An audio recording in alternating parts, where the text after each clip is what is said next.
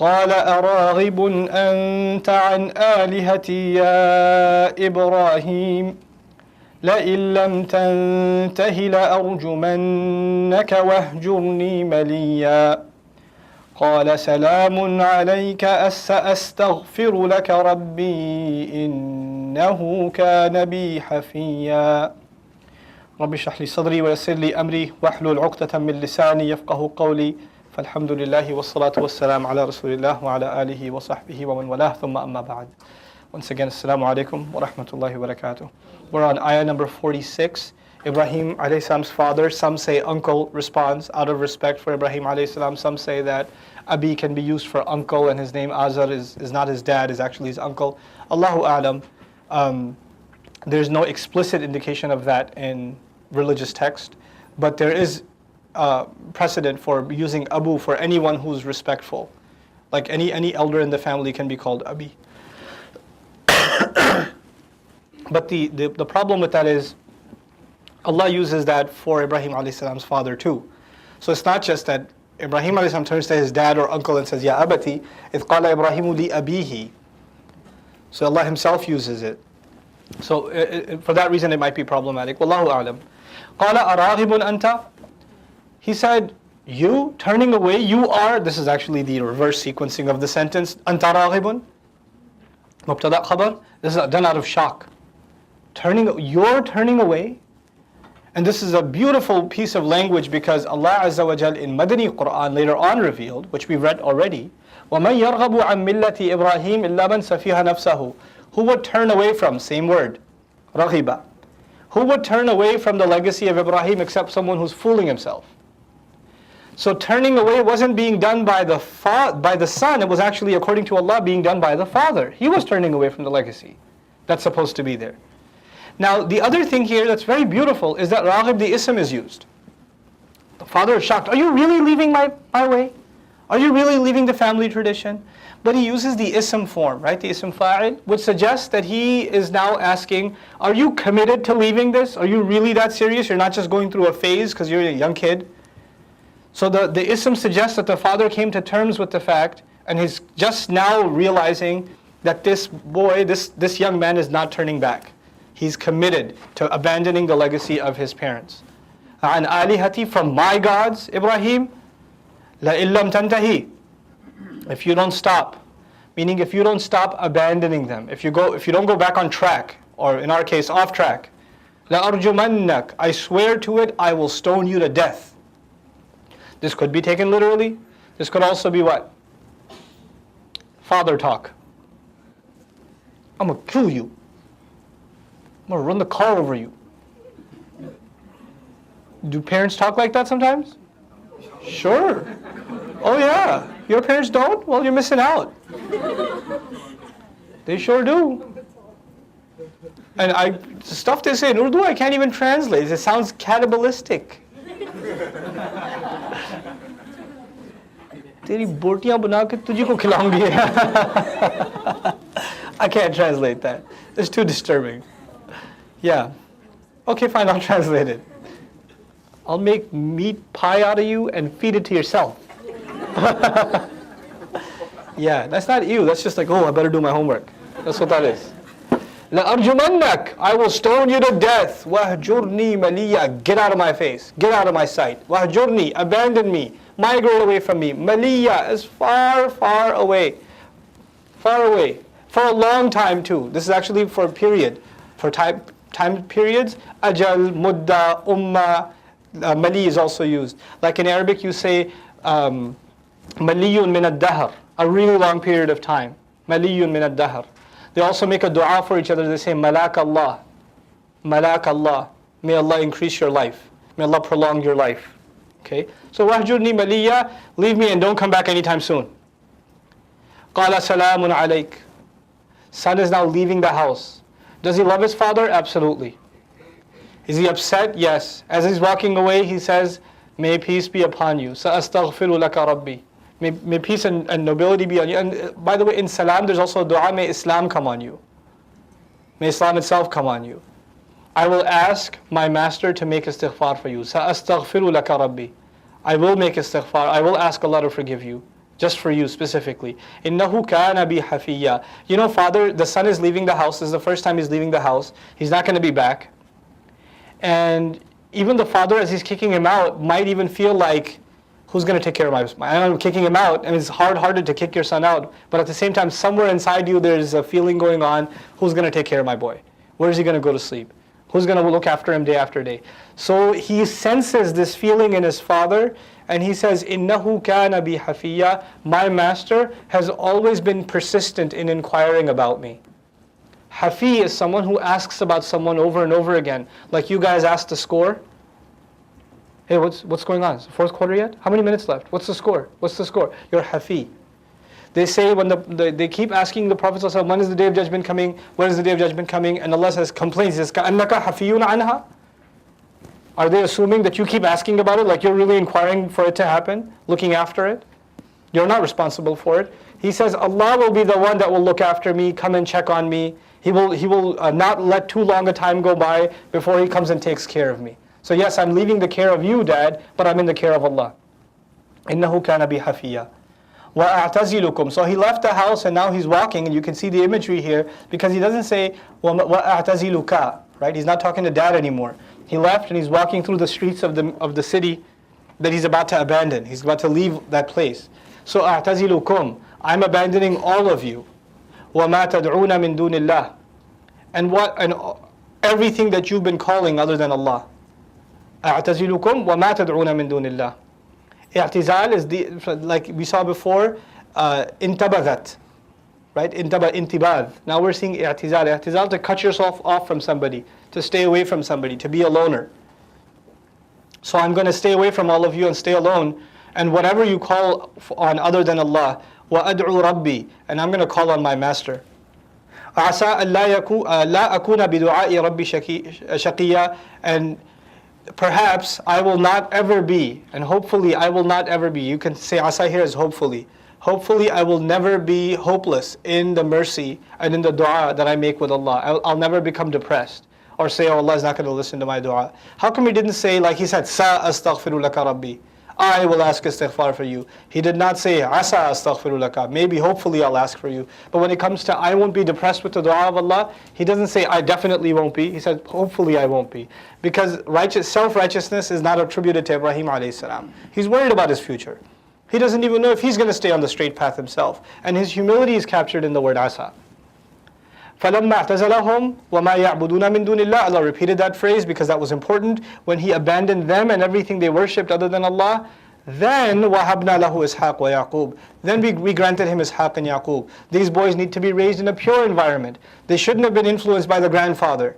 They should not have been influenced by a shirk-rich society. So first Ibrahim alayhi salam removed him from that environment. They says, فَلَمَّا كَذَا وَكَذَا وَهَبْنَا لَهُ إِسْحَاقَ. Then we granted him Ishaq and Yaqub.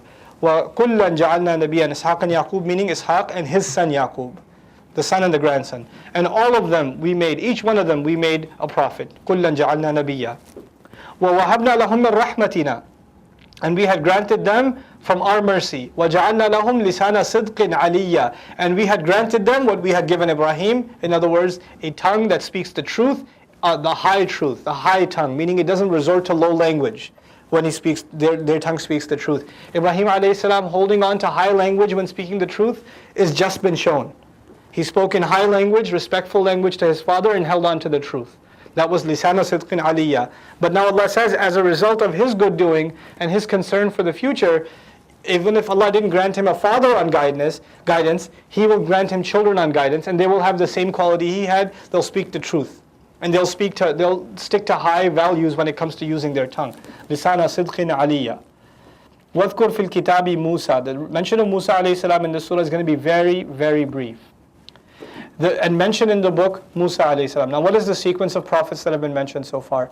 Zakaria was mentioned, then through Maryam salamun alayha, Isa was mentioned, then Ibrahim was mentioned, and now Musa is being mentioned, alayhi salatu wassalam. So we're not sticking to chronology here. We're not sticking to chronology. وَاذْكُرْ فِي الْكِتَابِ مُوسَى إِنَّهُ كَانَ مُخْلِصًا وَكَانَ رَسُولًا نَبِيًّا. And make mention in the book of Musa. Musa, by the way, what lineage? The same lineage that we just talked about. Allah said Ishaq and Yaqub, and from that lineage come the children of Israel. And within that is Musa alayhi salam. So we're sticking to the same family tree. He had been mukhlasan. Sorry, I said mukhlisan before. Innahu kana mukhlasan. He was one made sincere, one chosen. Mukhlas is a term used in the Quran specifically for prophets. Mukhlis can be used for others. Mukhlas, divinely made sincere, chosen, made pure. That's a term used for prophets themselves. Alayhimu salatu wassalam. Wa kana rasulan nabiyya. And he was a messenger, a prophet. Rasulan nabiyya. You know the qa'idah, the principle in the Arabic language, إِذَا اجْتَمَعَا تَفَرَّقَا وَإِذَا تَفَرَّقَا اجْتَمَعَا. When the two things come together, then the point is to highlight the distinction between them. And when they're apart, they may mean the same thing. Well, that's what we're learning here about Rasul and Nabi.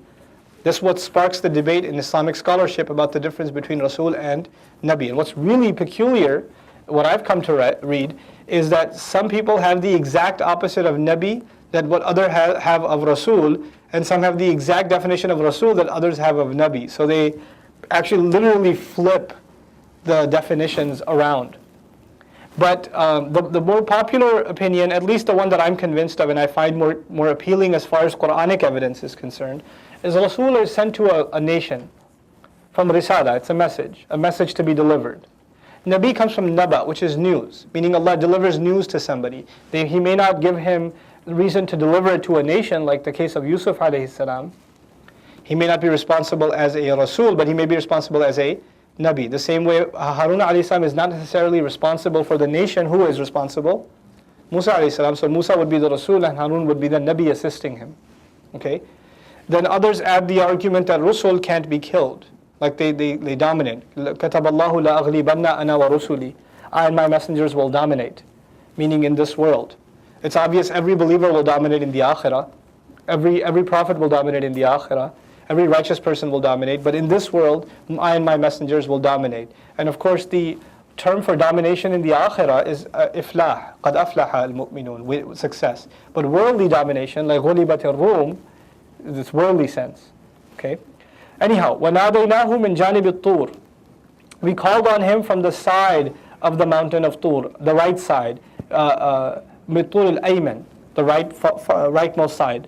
وَقَرَّبْنَاهُ. And we brought him close, نَجِيًّا, to take him into confidence. Remember, Najwa is like private conversation. Najiya, like, the brothers of Yusuf alayhi salam. Okay? فَلَمَّا اسْتَيْأَسُوا. When they were completely depressed, almost completely depressed, خَلَصُوا نَجِيًّا. They went in private and had a council. Allah wanted to have a private, exclusive meeting with Musa alayhi salam. And the way He captures that is وَقَرَّبْنَاهُ نَجِيًّا. وَوَهَبْنَا لَهُ مِنْ رَحْمَتِنَا أَخَاهُ هَارُونَ نَبِيًّا. And we granted him from our mercy alone his brother Harun as a prophet. So we gave prophethood as a gift. That's why Harun alayhi salam in traditional Islamic scholarship is also called Hibatullah, the gift of Allah. Meaning the gift of Allah given to Musa alayhi salam. Now we switch over on the other side of the family, because we started with Ibrahim alayhi salam and we delved into one side of the family. Now we're going on the other side of the family. وَاذْكُرْ فِي الْكِتَابِ إِسْمَاعِيل. Mention also in the book, make mention of Ismail. إِنَّهُ كَانَ صَادِقَ الْوَعْدِ. No doubt he had been the fulfiller of the promise. Now this is not just mentioned as he was always fulfilling promises, that's Siddiq. But Allah particularly highlights the promise, and He made Sadiq ism fa'il, which is marra. Sometimes it's considered ism marra. It happens one time. He was the one that fulfilled, he was the fulfiller of the promise. What promise? That he will comply with his father. He'll fulfill the vision that the father saw. وَكَانَ رَسُولًا نَبِيًّا. And he himself had also been a Rasul, a Nabi. وَكَانَ يَأْمُرُ أَهْلَهُ بِالصَّلَاةِ وَالزَّكَاةِ. Who was also told that he commanded his family to salat and zakat? Isa alayhi salam. We just saw that. وَأَوْصَانِي بِالصَّلَاةِ وَالزَّكَاةِ مَا دُمْتُ حَيًّا. And now Allah is teaching us that's not just in one line of Ibrahim's family, it's in the other line too. He used to command his family to prayer and sacrifice and purifying the wealth. Now, the audience is Christian, but not only Christian. They're also mushrikun of Makkah. So on the one side, the Christians are addressed. On the other side, by the way, you guys are supposed to make salat and zakat too, because your father, you're tied to Ibrahim through Ismail alayhi salam. وَكَانَ عِنْدَ رَبِّهِ مَرْضِيًّا. And he, as far as his Lord is concerned, with his master is concerned, with his master he was considered one that he is pleased with. Mardiyya, the one Allah is pleased with. It's the ism maf'ul. Okay? Radin and mardi. وَاذْكُرْ فِي الْكِتَابِ Idris. Idris alayhi salam is before all of these. Some argue even he's 1,000 years before Nuh alayhi salam. So he's a very old, ancient prophet. وَاذْكُرْ فِي الْكِتَابِ إِدْرِيسَ إِنَّهُ كَانَ صِدِّيقًا نَبِيًّا. Once again, Siddiq is used, which means the one who confirmed the truth immediately and had been a prophet as well. وَرَفَعْنَاهُ مَكَانًا عَلِيًّا. And we had elevated him to a high place. This could mean figuratively he had a very high status as a prophet. But it could also mean, some argue that Allah had, one of his miracles was that he was raised very high. But we have no direct text to prove that. And usually rafa'a, if you don't qualify it, and it's been qualified as makanan aliyah, it can be taken figuratively, meaning he enjoyed a very high status. أُولَٰئِكَ الَّذِينَ أَنْعَمَ اللَّهُ عَلَيْهِمْ مِنَ النَّبِيِّينَ. Those are the people that Allah showered favor upon out of the prophets. مِنْ ذُرِّيَّةِ Adam, out of the children of Ibrahim. وَمِمَّنْ حَمَلْنَا مَعَ نُوحٍ. And out of the people that we boarded onto the ship, that's implied, حَمَلْنَا, along with Nuh. وَمِنْ ذُرِّيَّةِ Ibrahim. Notice with, actually no, I'll tell you that noticing later. وَمِنْ ذُرِّيَّةِ Ibrahim, and out of the children of Ibrahim also. وَإِسْرَائِيل, and implying, and out of the children of Israel. وَمِمَّنْ هَدَيْنَا, and out of the people that we guided. وَاجْتَبَيْنَا, and the people that we chose especially. إِذَا تُتْلَى عَلَيْهِمْ آيَاتُ الرَّحْمَنِ. Whenever the ayat of the exceedingly merciful, the excessively merciful are recited. What's being told to us here is all of these people had this one thing in common. All of that history, one thing, and from the children of Adam Allah began this. Whenever our ayat were recited, the ayat of Ar-Rahman, notice how Ar-Rahman is repeated again, خَرُّوا سُجَّدًا, they fell into sajda. وَبُكِيًّا, and they couldn't help but cry. Let's make sajda.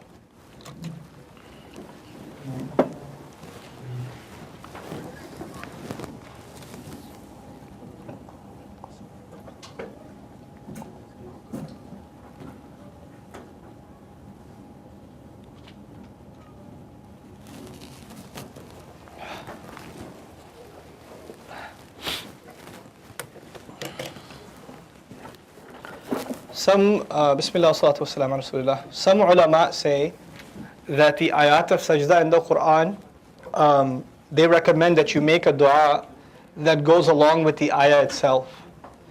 So for instance, at this point when we make sajda on this ayah, we make dua to Allah, Ya Allah, make me of those who hear your ayat and cry and make sajda. Make me of those who commit themselves to prayer. Make me of those that you have chosen to be your servant. فَخَلَفَ مِن بَعْدِهِمْ خَلْفٌ. Very scary. Then after them, no good followers came. I'll read something to you guys. هناك فرق بين خلف وخلف بسكون اللام ويراد بها الأشرار من عقب الإنسان وأولاده والأخرى يعني خلف بفتح اللام يراد بها الأخيار. When you leave behind good children, good generations, they're called khalaf. When you leave behind disappointing generations, they're called khalf. Khalf is bad, khalaf is good. The Arabic language is very powerful. Even down to its syllables, there are meanings. The fatha is an indication of growth, movement. Like a fatha is a haraka, it indicates movement. So a nation that was constantly on the move, it grew, it developed. That's why, for example, in the Arabic language, we say kibar, growth. وَقَدْ بَلَغَنِي مِنَ الْكِبَرِ عِتِيًّا, growth, development. But when you take the haraka away from the word and you say kibr, it becomes arrogance, because the arrogant is stagnant. He doesn't grow in his worship and doesn't grow as a human being. He's happy where he is, and that's why he's arrogant. So the sukoon is actually a kind of spiritual and intellectual stagnation also. Same thing you have in khalaf. Khalaf is a generation that was active, that moved, that did things. Khalf is a generation that sat behind and did nothing. The sukoon actually even illustrates their stagnation. It's very powerful that the Arabic language has these kinds of really subtle qualities in it too. Anyhow, فَخَلَفَ مِن بَعْدِهِمْ خَلْفٌ أَضَاعُوا الصَّلَاةَ. How were they useless? What made them a useless generation? Well, we just read, Ismail used to command his family to salat. They say, Allah says, أَضَاعُوا الصَّلَاةَ. They wasted away the salat. As though every prayer is an opportunity wasted. أَضَاعُوا الصَّلَاةَ. He didn't just say they abandoned salat. And to waste something means it was something of value and you didn't take advantage of it. Every time the hours of salat come in, they are treasured hours. that one has to take advantage of. وَاتَّبَعُوا الشَّهَوَاتِ. And as opposed to zakat, this is the contrast with zakat. Zakat is purification, right? Giving wealth purifies, and also purification as a person. Because Allah doesn't say, this is also important, there's fi'lu zakat and there's ita'u zakat. There's two verbs used with zakat in the Quran. There's fi'lu zakat wa hum lizakati fa'ilun. Fa'ilun. And there's ita'u zakat, giving zakat. Giving zakat and doing zakat are two different things. Giving zakat is giving the wealth that you're supposed to give that purifies the rest of your wealth, and it's a means of your spiritual purity also. Doing zakat is doing what cleanses you as a person. Staying away from backbiting, watching your eyes, staying away from bad company, not saying useless things, cleaning up your tongue, etc., etc. These are actions of zakat. Now Allah says there, وَأَوْصَانِي بِالصَّلَاةِ وَالزَّكَاةِ. He doesn't say وَأَوْصَانِي بِإِقَامَةِ الصَّلَاةِ وَإِيتَاءِ الزَّكَاةِ, right? He didn't add the verbs. When the verb isn't added, what happens? The meaning is expanded. So it wasn't just that these prophets enjoined giving of charity, but they also enjoined the exercise of purifying oneself. Constantly looking at oneself and saying, what can I improve? What am I messing up in? So وَاتَّبَعُوا الشَّهَوَاتِ, if you don't purify yourself, when the only thing you're pursuing then is your own temptations. Shahawat is the baser animal temptations of human beings. وَاتَّبَعُوا الشَّهَوَاتِ فَسَوْفَ يَلْقَوْنَ غَيًّا. Then soon they are going to meet with misguidance. Some people who read the Quran literally and don't appreciate the subtleties of Arabic literature can read this and say, well, there seems to be something irrational here. In other words, they wasted salat, they followed their desires, so they're already misguided. So how come Allah says, فَسَوْفَ يَلْقَوْنَ غَيًّا? Soon they will meet with misguidance. They're already in misguidance. How come they will meet with it soon? In Arabic we say, أَمْطَرَتِ السَّمَاءُ نَبَاتًا. أَمْطَرَتِ السَّمَاءُ نَبَاتًا. The sky rained the greenery. The sky didn't rain the greenery. What does it mean? The sky rained water, which resulted in greenery. This is actually the Arabs filling in. This is خَيْرُ الْكَلَامِ مَا قَلَّ وَدَلَّ. They speak of the consequences of something. They speak of the consequences of something. So what are the consequences, or the consequences implied sometimes? When they say they'll meet with misguidance, it means they'll meet with the consequences of misguidance. They'll meet with the results of misguidance. What came as a result of misguidance? فَسَوْفَ يُلْقَوْنَ غَيًّا. Ghayya, I told you before, when you go off track so far, you can't find your way back. Also, this could be literally, that Allah they will think they're going towards paradise on judgment. Allah will lead them the other way and they can never find their way back.